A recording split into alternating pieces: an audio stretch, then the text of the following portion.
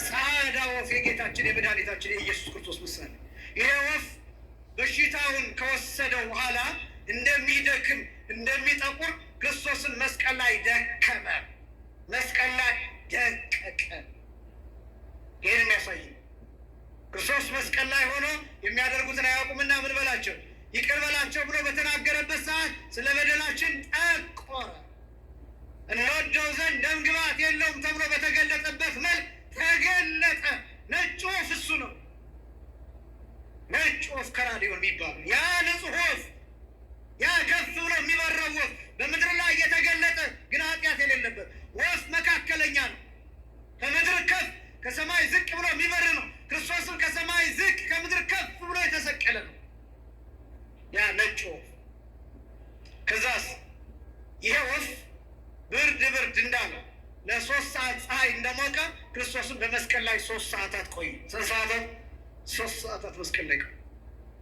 ከዛስ ይሄ ወፍ ወደ ባህሩ ገባ፣ ታጠበ 3 ጊዜ ብቅ ጥልቅ ብሎ ወደ ቀድሞው ነጭነቱ እንደተመለሰ ክርስቶስስ ወደ መቃብር ወረደ።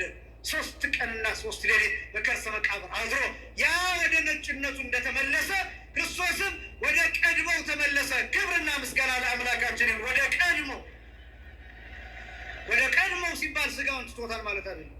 ወደ ቀድሞ ሲባል ነፍሱን ሳይዋሃደው ተነስቷል ማለት አይደለም። ወደ ቀድሞ ማለት ወደ አለመሞቱ፣ ወደ አለመራቡ፣ ወደ አለመጠማቱ፣ ወደ አለመድከሙ ተመለሰ ማለታችን። ቅዱስ ዮሐንስ አፈወርቅ በአደገ ንዴተ ህላዌ ዘቀዳሚ ይላል።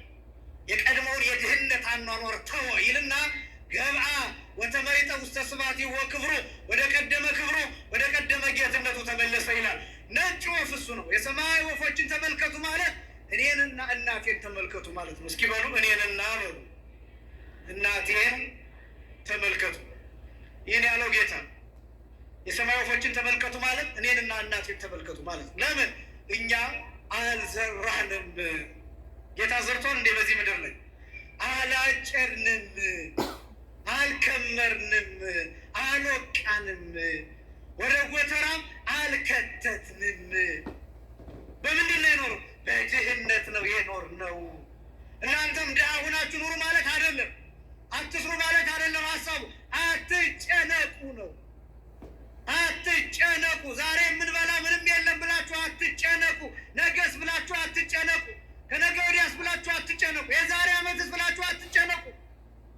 የሰማይ ወፎችን ተመልከቱ።